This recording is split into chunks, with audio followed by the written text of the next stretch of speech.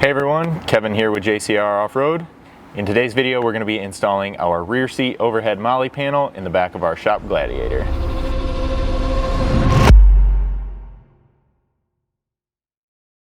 Now, a couple things I want to cover as we get started. As you can see behind me, our Gladiator is currently missing the top as well as this passenger side rear door. The door's been removed simply to give access for video during this installation process. The top, however, we are going to recommend you remove during this installation.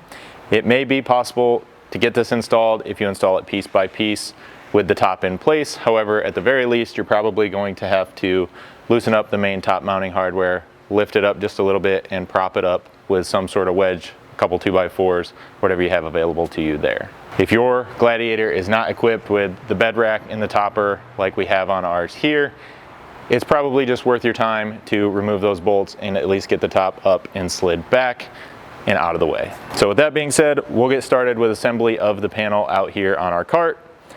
You're going to have one center section and two identical halves for out on the ends. So I'll set one of these off to the side just to give me a little more space to work with here. So the two halves are really only going to nest together one way because they have bent flanges out on each side.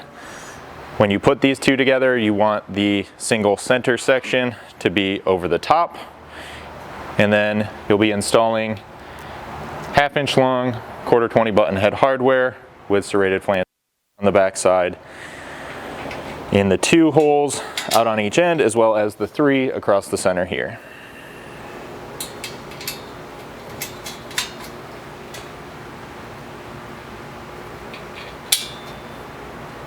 With all 7 fasteners holding these two sections together, you want to leave these just a little bit loose until everything is installed in the truck so you retain this side-to-side slotted adjustability, and then you can repeat that process on the remaining outside panel. With your complete panel loosely assembled, we can set this off to the side for just a moment while we jump in here and remove 4 screws where this will fasten into place.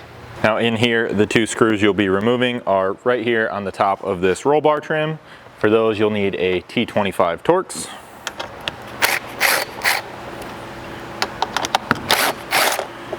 And you will be doing that on both sides of the vehicle.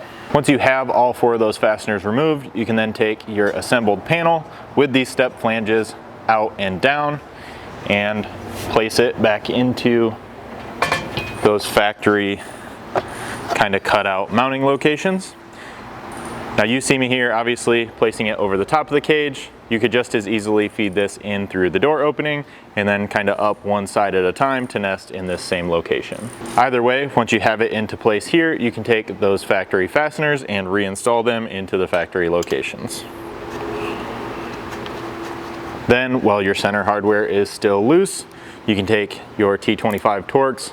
You're probably going to need it on a ratchet from the bottom side here now, and tighten up those fasteners. Once you have that hardware tight, all that's left to do is come in here, center up this center panel section using those slots, and then grab a 5/32 hex to tighten up all the remaining button head hardware.